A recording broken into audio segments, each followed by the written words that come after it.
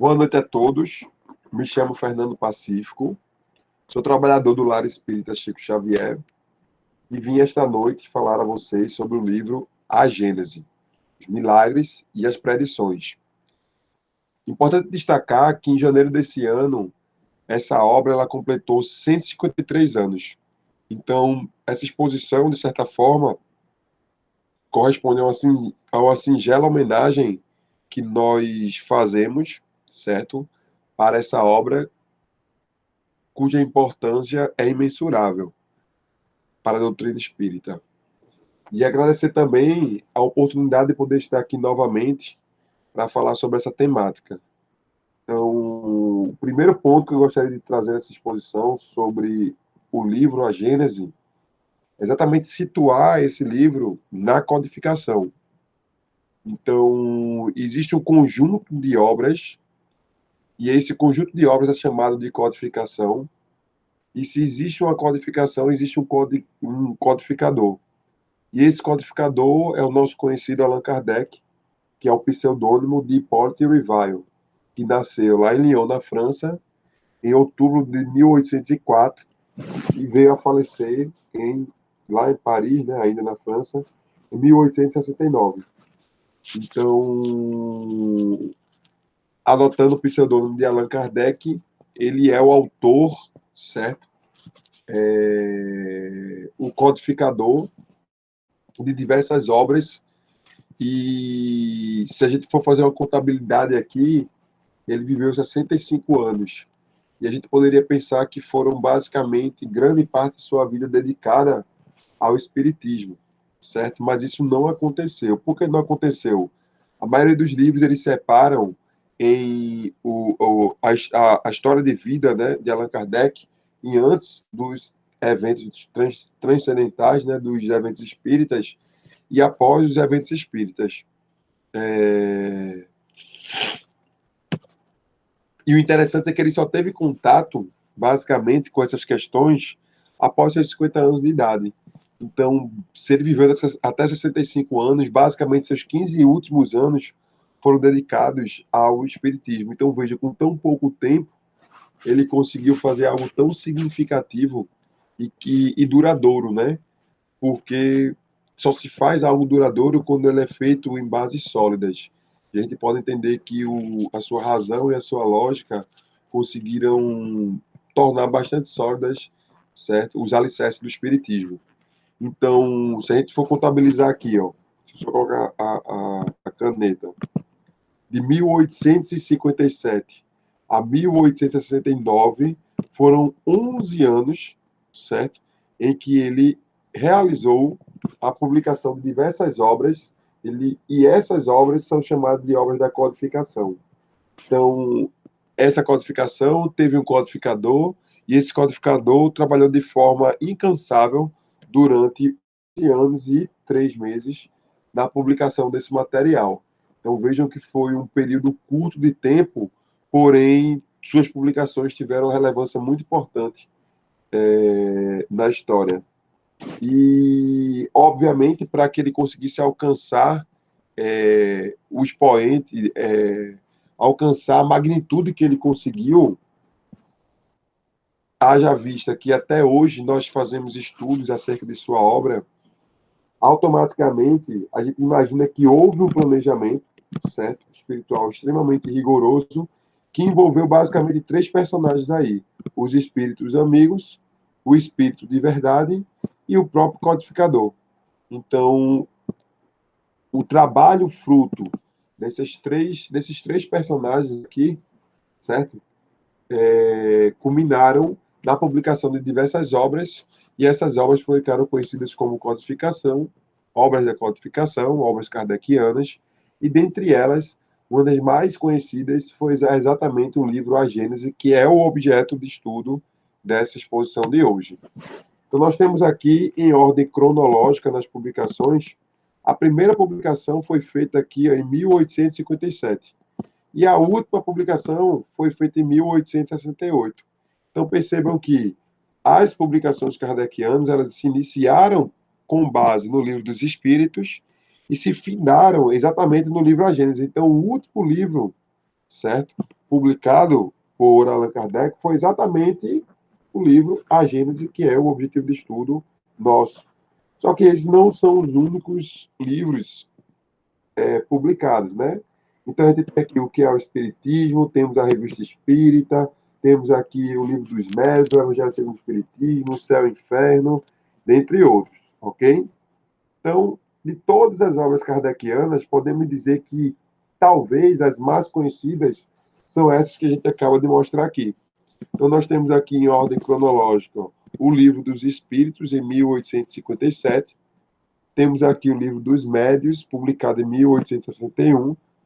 Temos logo em seguida aqui, ó, o Evangelho segundo o Espiritismo, o Céu e o Inferno, 65, e 4 anos depois temos aqui a Gênese, certo? Temos aqui o livro A Gênese. E a gente poderia perguntar qual a obra mais científica de Kardec. Eu tenho observado ao longo dos últimos anos que em muitas exposições os expositores e alguns sites eles colocam, né? Qual é a obra mais... A obra tal é a obra mais científica. A obra X é a obra mais científica de Kardec. E se fala muito, se atribui muito à Gênese como sendo uma obra científica, como sendo a obra mais científica de todas. E eu queria que a gente tentasse responder. Qual seria a obra mais científica de Kardec?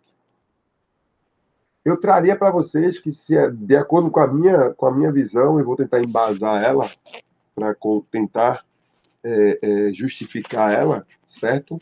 Absolutamente todas essas últimas 5 obras aí que eu trouxe para vocês, elas são obras científicas, de tal forma que não existe uma obra mais científica do que a outra, pelo menos na minha perspectiva, na minha visão, certo? Por que eu penso isso? Porque existe uma diferença entre se falar sobre ciência e conhecimento científico. Então, eu posso falar sobre ciência sem aquele conteúdo sem aquele conteúdo ser um conteúdo científico, e eu posso falar de um tema banal e aquele conteúdo banal ser um conhecimento científico, certo? Então, existe uma grande diferença entre falar sobre ciência e o próprio conhecimento científico. Porque, por definição, o conhecimento científico é aquele conhecimento oriundo da aplicação de um método científico. Então, eu posso falar sobre nanotecnologia. Aí, na cabeça de todo mundo, nanotecnologia é ciência. Então, isso aí é algo científico. Na verdade, quando a gente fala sobre nanotecnologia, a depender da forma como a gente está dizendo, se a gente não está descrevendo um trabalho sobre nanotecnologia, a gente só está falando sobre ciência. É diferente de a gente falar sobre algo fruto de uma pesquisa científica. Então, eu trouxe aqui uma definição que eu gosto. O Espiritismo é uma filosofia de bases científicas. Isso é verdade.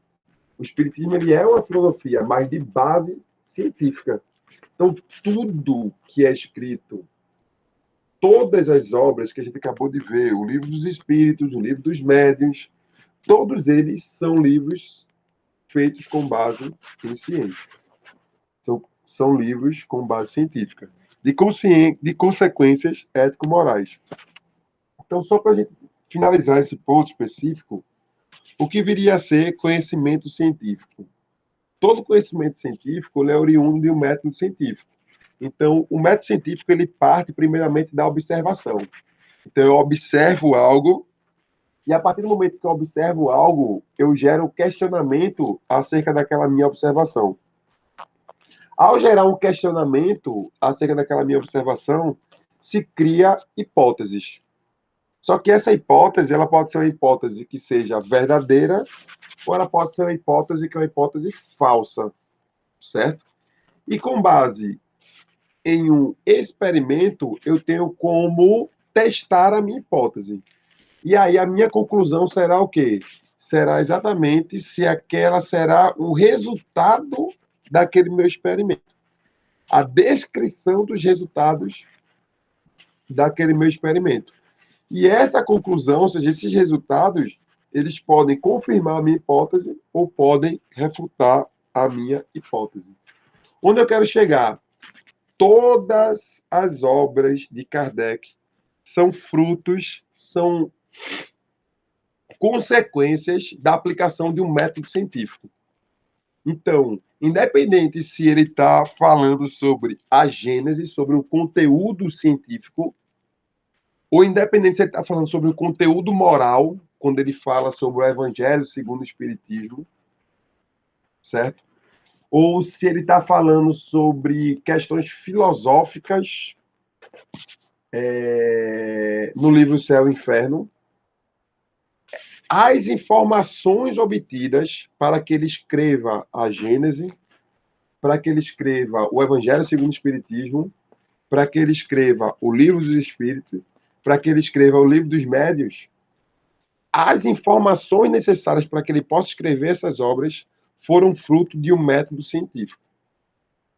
Então, se tudo que ele escreveu é fruto, são resultados da aplicação de um método científico, então todas as obras dele é científica, no mesmo grau. Não existe uma obra mais científica ou menos científica. Se tudo que ele escreveu é fruto do seu método científico, tudo é científico. Agora, se a Gênese ele fala sobre ciência, aí eu posso dizer que a Gênese, certo? Ele é um livro que se fala mais sobre ciência. Já, por exemplo, o Evangelho segundo o Espiritismo se fala sobre moral, certo? O Livro dos Médiuns se fala sobre, mais especificamente, sobre a relação do plano físico e do plano espiritual, sobre a mediunidade. Então, são conteúdos diferentes, mas todos os conteúdos são oriundos, são consequências da aplicabilidade de um método, que foi o método que Kardec aplicou, certo, para colher os seus resultados. Então, na verdade, se você for observar, se a gente for analisar, Kardec ele observou um fenômeno. Ele automaticamente fez questionamentos, sugeriu hipóteses. E não quer dizer que as hipóteses elas são acatadas, certo? Quando você postula hipótese, ela pode ser refutada. E ao ser refutada, você cria uma nova hipótese e testa novamente aquela hipótese. E aí a consequência de tudo isso, da aplicação do método, é que houveram resultados. Então, nessa comunicabilidade com os espíritos, nesse método de pergunta, indagações e respostas, essas respostas dos espíritos, elas são os resultados. E os resultados eles foram o quê? Eles foram compilados e apresentados no formato de um livro, ao invés de um artigo científico. Então, quando a gente vai ler o Livro dos Espíritos, o Livro dos Espíritos corresponde exatamente ao quê? A um compilado de resultados obtidos através de um método. Quando a gente vai ver o Livro dos Médiuns, a mesma coisa. Quando a gente vai ver o Evangelho segundo o Espiritismo, a mesma coisa. O Céu e o Inferno, a mesma coisa. E, por fim, a Gênese. Então, todas as informações que estão contidas nesses livros não são fruto do diálogo, certo? Do senhor Allan Kardec com a espiritualidade. E, obviamente, muitos desses diálogos ele colhia de outros centros, em outros locais, certo? Mas se fazia o quê? Se fazia o controle universal, né? A concordância das informações. Só que tudo isso é consequência do método aplicado. Então, esqueçamos essa história de que a Gênese é o livro mais científico que tem. Todas as obras de Kardec são científicas, certo?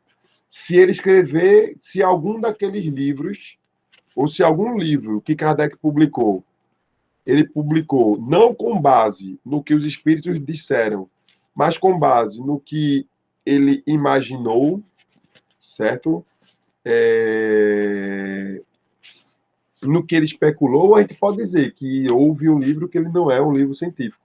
Mas ainda que ele procurasse essas informações em fontes outras, ainda assim seria uma revisão de literatura, também seria um conhecimento científico, certo?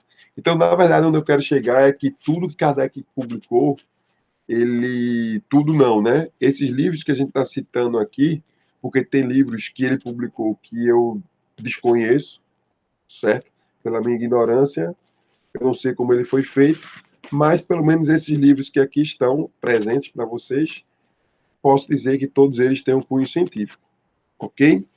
E ele utilizava também as revistas, então as revistas ela também tinham esse cunho científico, porque tudo que ele sabe, antes dele aprofundar temas específicos publicados no Livro dos Espíritos em outras obras, que é o que acontece nessas outras 4 obras, é uma extensão, é uma ampliação de temáticas específicas, ele postava isso exatamente aonde? Na revista espírita. E nessa revista espírita ele poderia ter um controle da opinião pública, porque isso era disseminado e ele colhia o feedback, certo? Das coisas que ele estava ali publicando. Mas, falando especificamente do livro A Gênese, do que se fala o livro A Gênese? Então, a gente falou sobre Allan Kardec, a gente viu que ele é o codificador, viu que publicou vários livros, dentre eles o livro A Gênese, que o livro A Gênese ele é tão científico como qualquer outro, no entanto, fala mais sobre ciência do que outro. Então, falar sobre ciência é uma coisa, ser um livro científico é outra coisa totalmente diferente, certo? Ser um livro científico é totalmente outra coisa. Para vocês terem uma noção, eu poderia escrever um romance, certo? Fictício,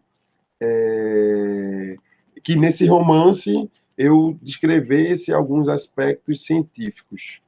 Então, esse livro, ele fala, é um livro científico, ele fala sobre ciência, mas ele não é fruto de um método científico, tá entendendo? Então, tem essa diferença. Mas do que se fala a Gênese em si? Se a gente for ver o nome, a Gênese, os milagres e as predições, é a forma como eu posso dividir o livro. Então, em uma parte do livro se fala sobre a Gênese, certo? Em outro livro se fala, em outro ponto se fala sobre os milagres, e em um outro ponto se fala sobre as predições, certo? Sobre as profecias. Então, isso é uma forma de estar dividindo bem grosseiramente o livro, ok? Então, na contracapa do livro A Gênese, a gente encontra aqui, ó, a doutrina espírita, a resultado do ensino coletivo e concordante dos espíritos. Isso daqui, ó, já fala sobre o método científico empregado. Então, quem não leu, seria interessante ler no Evangelho segundo o Espiritismo, ali na introdução, tem o que se chama Controle Universal do Estudo dos Espíritos.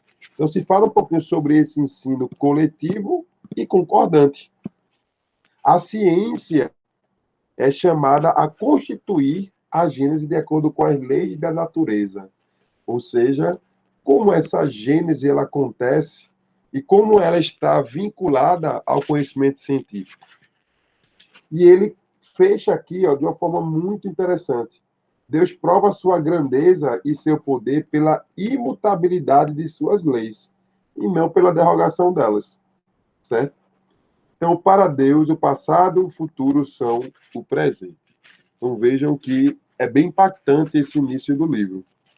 E aí, destrinchando ele em capítulos, o que a gente encontra nos primeiros capítulos? A gente encontra informações relativas à revelação espírita, a Deus, ao bem e o mal e ao papel da ciência na Gênese.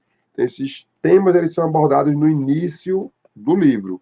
É como se fosse uma introdução para o que vai vir a seguir. Então ele fala um pouquinho sobre os caracteres, certo? Ele fala um pouquinho sobre vários aspectos do que seria Deus. Ele fala sobre a importância da ciência estar vinculada aos acontecimentos religiosos. E logo em seguida, do capítulo 4 até o capítulo 9, então ele começa aqui a falar sobre alguns aspectos mais científicos da época, ok? Então ele fala sobre o universo, ele fala sobre o tempo e sobre o espaço, sobre a relatividade, certo? Lembrando que a teoria da relatividade ainda não tinha sido postulada nessa época. As teorias de formação da Terra, os períodos geológicos. Só que o que é interessante é que ele traz esses temas aí, não apenas na visão da astronomia, certo? Não apenas na visão da geologia, da geografia, mas ele faz alguns paralelos com o conhecimento filosófico, certo? Então, obviamente, essa descrição ela é um pouco limitada, ela é limitada de acordo com o conhecimento que se tinha na época. Só que lá no final a gente vai enxergar um pouquinho, a gente vai entender um pouquinho, certo? Porque isso não tem, basicamente, nenhum problema, certo? Lá no final, nos últimos slides, a gente vai entender um pouquinho sobre isso. No capítulo 10º, no 10º capítulo, no capítulo 10, ele começa aqui a falar sobre a gênese orgânica, certo? Sobre ali a origem dos seres, certo? A origem dos seres. E em seguida, no capítulo 11, ele vai falar sobre a gênese espiritual.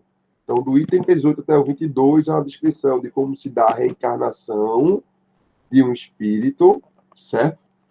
E ele fala desde os aspectos molécula a molécula. Ele está especificando isso. Em seguida, do capítulo 28, do item 28 ao 32, ainda no capítulo 9, ele vem falar aqui sobre a origem do homem na Terra. Salvo engano, no item 38, certo? Não é que eu lembre disso, não, de quando eu li, não. É porque eu li há pouco tempo, certo? Para poder preparar essa exposição. Mas no capítulo 38, ele fala exatamente sobre a raça adâmica, certo? Então, ele fala aqui sobre exatamente esses diferentes graus evolutivos. Isso, obviamente, dentro do contexto da gênese espiritual. Só que ele não se limita apenas à gênese espiritual, ele fala também sobre a gênese o quê? Sobre a gênese mosaica. Então, toda vez que a gente fala em gênese, a gente lembra logo em quê? A gente lembra, geralmente a gente tende a lembrar, certo? Pela nossa cultura, pela nossa formação cristã, a gente lembra exatamente o quê? Da gênese bíblica, certo? Que é a gênese mosaica. Então, existe uma correlação aqui entre os dias que nós encontramos na Gênese mosaica que foram criadas, que foi criado o planeta Terra, certo? Então a gente tem aqui ó, o primeiro dia, o segundo dia, o terceiro dia, e ele vai fazer um paralelo aqui com os períodos. Período astronômico, período primário, período de transição, período secundário, terciário e quaternário. Então ele faz uma relação aqui entre os períodos que existiram e exatamente com os dias de criação, ok? Em seguida, lá do capítulo 13 até o capítulo 15, ele vai falar aqui sobre os milagres. E no capítulo 16 até o capítulo 18, ele vai falar aqui sobre as profecias, certo? Então, é interessante destacar que, na realidade, o conceito de milagre é uma ocorrência em que se derrogou a lei natural, ou seja, a lei de Deus. E se a gente for voltar lá para aquele início do livro A Gênese, Deus ele vai ser exatamente grande pela imutabilidade das suas leis, certo? E não por alterá-las ao bel prazer.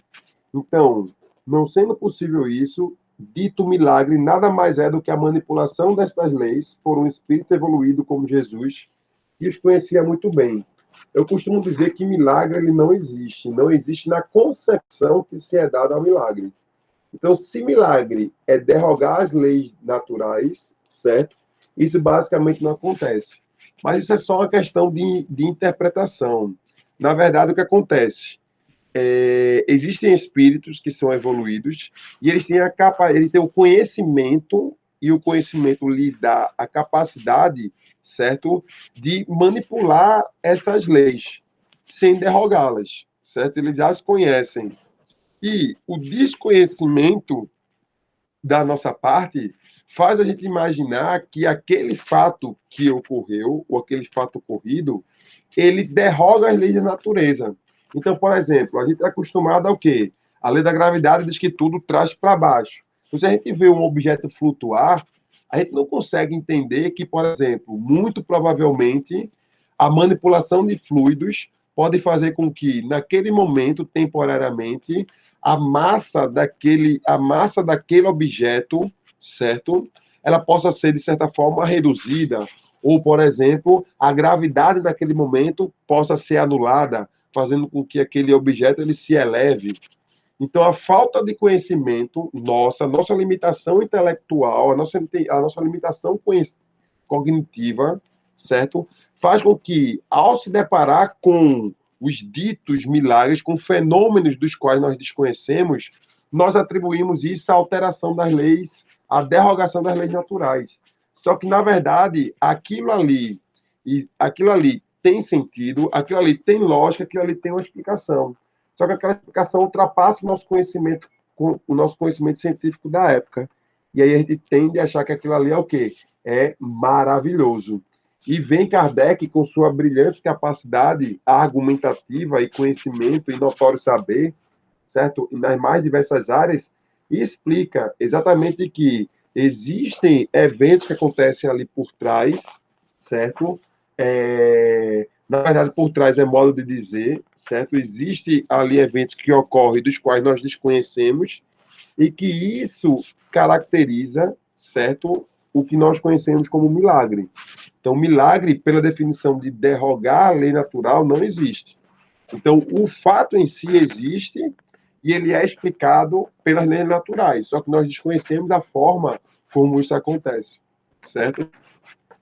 Da mesma forma, as profecias não são ocorrências em que as leis de Deus possam ser derrogadas, mas sim uma visão mais ampla do encadeamento natural dos fatos que alguns espíritos evoluídos têm, podendo assim prever certos acontecimentos sem correr em interferência no livre-arbítrio. Se a gente imaginar que a escala de evolução espiritual ela é infinita, certo? A gente parte do pressuposto que existe muita coisa que a gente ainda não sabe, certo? Então, é totalmente compreensível que existam espíritos que possam ter essa capacidade de manipular determinadas técnicas, certo? E ter a possibilidade, a faculdade de ter uma mente mais ampliada. A gente vê isso no dia a dia. Existem pessoas que têm uma visão para os negócios, uma pessoa que tem visão para determinado esporte, e a gente se pergunta por que a pessoa consegue ver isso e eu não consigo enxergar? Na verdade, tudo é mérito, tudo na vida é mérito, certo? Se a pessoa tem aquela capacidade e ela não se explica por ter sido adquirida, nada justifica que ela tenha adquirido a sua aquisição tenha sido durante a vida, então só quer dizer que ele adquiriu em vidas anteriores. Mas tudo é consequência, tudo é mérito, tudo é adquirido, certo? Caso contrário, Deus ele seria o quê? Ele seria imparcial, né? Ele seria injusto, fornecer a algumas pessoas determinada capacidade que a outras não.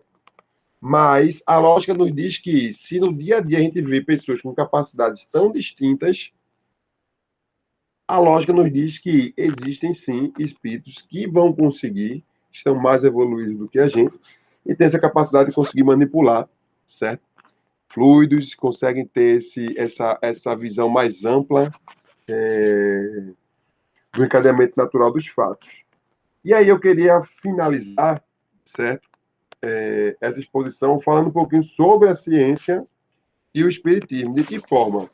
Eu separei duas frases que a gente encontra no capítulo 1 da Gênese, dois trechos, perdão, certo? Esse que eu coloquei em dois slides. Esse slide é o próximo.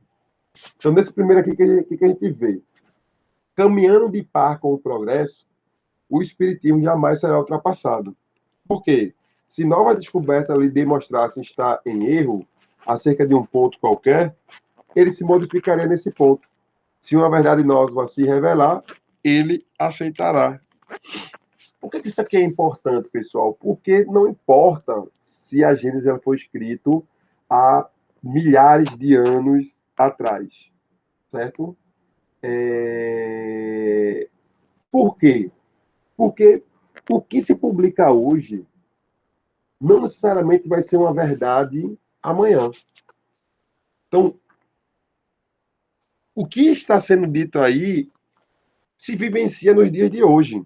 Então, se eu publico um artigo científico hoje, pode ser que daqui a 1 ano, 2 anos, esse conhecimento não valha mais, certo? Esse conhecimento ele não seja mais útil, não seja mais condizente com a realidade. E isso não inviabiliza de forma alguma o que foi feito. Então, naquele momento, de acordo com o conhecimento que se tinha, aquela era a verdade mais atual, certo? Só que com o passar do tempo, a tecnologia, o conhecimento científico vai evoluindo e outras informações vão somando. Não necessariamente um conhecimento ele deixa de ser 100% verdadeiro. Às vezes ele é o alicerce, ele é a base para que outros conhecimentos possam ser fundados, se fundamentar. E apenas um aspecto ali é modificado, certo? Então, muito do que é trazido por esse livro é obsoleto, certo? Sobre a gênese, por exemplo, orgânica. Muito do conhecimento é obsoleto. Muito do conhecimento acerca dos milagres e das predições, se fossem escritas de acordo com o atual conhecimento que nós temos, eles poderiam ser o quê? Atualizados, poderiam ser aprofundados, poderiam ser melhor especificados de acordo com os conhecimentos que nós temos na atualidade. Isso inviabiliza a obra? Inviabiliza se eu quiser considerar tudo que está escrito como uma verdade atual, certo? Mas o que foi escrito naquela época era com base no conhecimento que se tinha naquela época, certo? E isso não vai reduzir em forma alguma a importância da Gênese para a gente, certo? Era o conhecimento científico que se tinha na época. Existem algumas coisas que já ficaram, sim, obsoletas, ok? Agora, imagine que isso era o preço a pagar por se falar em ciência. Se a gente escrever hoje, isso aqui é o preço, só que, tipo assim, não se pensava nisso antigamente, porque não se pensa nisso hoje. Ninguém vai fazer uma pesquisa científica, certo? Pensando que daqui a 100 anos seu trabalho vai ficar obsoleto. Ninguém faz isso. Então, se você quer, por exemplo, a gente tá agora passando por uma pandemia, certo? Então, ninguém vai dizer assim, eu quero procurar se esse remédio ele tem melhor eficácia no tratamento da Covid-19. Eita, mas daqui a 100 anos alguém vai descobrir, ou daqui a 5 anos, 10 anos, alguém vai descobrir um remédio mais eficaz. E o que eu falei aqui deixou de ser uma verdade. Ninguém faz nada pensando dessa forma. Isso é o natural quando se escreve sobre ciência. Mas o conhecimento científico gerado, o conhecimento científico, ou seja, tudo que foi escrito na Gênesis é fruto de um conhecimento científico. Então, isso não é inviabilizado, certo? Obviamente, o que Kardec fez na época para obter as informações para a escrita de todas as suas obras, na época era considerado como um método científico da época. Da mesma forma, na atualidade, o que se foi feito não se considera como um método científico, o que é totalmente natural, certo? Considerando a evolução do conhecimento científico. E fica a reflexão de que, na atualidade, o, o papel filosófico, certo? O papel moral da doutrina ainda está totalmente alicerçado, certo? Está totalmente atual e podemos aplicar isso no nosso dia a dia, devemos aplicar isso no nosso dia a dia. É a nossa consolação, o Espiritismo é o consolador. No entanto, a ciência, ela foi um campo abandonado, na minha perspectiva, certo? quanto ao espiritismo, porque não se faz, não se produz mais ciência, como se produzia antes, certo? Então, na minha perspectiva, a Gênese ela também deveria servir para a gente como uma reflexão. Onde foi que nós começamos a esquecer de fazer do espiritismo ciência, no sentido de produção, certo, de conhecimento científico? O que é o conhecimento científico? É o conhecimento oriundo do método científico. Então, o que, que se produz de conhecimento científico com base na aplicação de um método científico pelo espiritismo? Existem pesquisadores hoje, outros, que estudam, me fugiu o nome agora, que estudam, por exemplo, as questões metafísicas. Só que o espiritismo, certo? A instituição,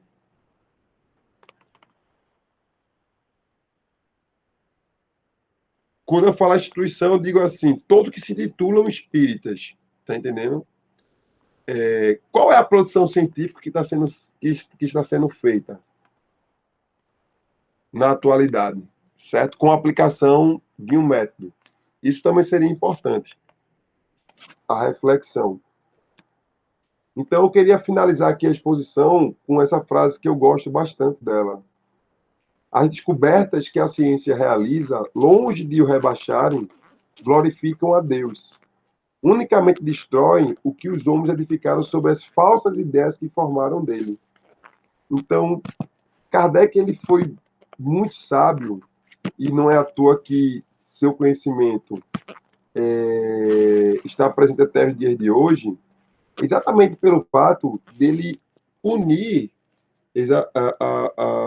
a questão religiosa, se assim a gente puder falar, com o espiritismo, com a ciência, certo? Então, Deus e ciência, na verdade, eles andam lado a lado. Agora, as ideias que foram criadas acerca de Deus, essa questão quando a gente diz que algo é incontestável, algo não pode ser contestável, a gente já está indo de encontro à ciência. Na verdade, tudo pode ser contestado, tudo deve ser contestado, certo? Tudo pode ser contestado. Então, a contestação ela é algo importante a ser feita. Então, eu finalizo assim a exposição, sugiro, certo? Recomendo, para falar a verdade, né? A leitura dessa obra é uma obra extremamente importante. A casa, quando a gente não tinha parado, quando a gente não tinha interrompido ainda as atividades por conta da pandemia, era feito, certo? O estudo acerca de a Gênese. Particularmente, não sei se ela continua no formato virtual, mas, de um modo geral, é importante fazer a leitura dessa obra, porque até nos situa historicamente no contexto daquela época, acerca do que se conhecia naquela época acerca da ciência, certo? E que isso também, que tudo que ali está escrito também é fruto de uma análise, de uma investigação científica. Então, boa noite a todos, certo? Obrigado pela atenção, obrigado pela oportunidade e que possamos sempre ter a mente aberta para dialogar, certo? Para dialogar. Porque é exatamente nessas discussões que a gente evolui um pouco, a gente pode sair um pouquinho da nossa caixinha, certo? Sempre quando a gente consegue ter visões um pouco diferentes da nossa. Então, obrigado a todos e uma boa noite.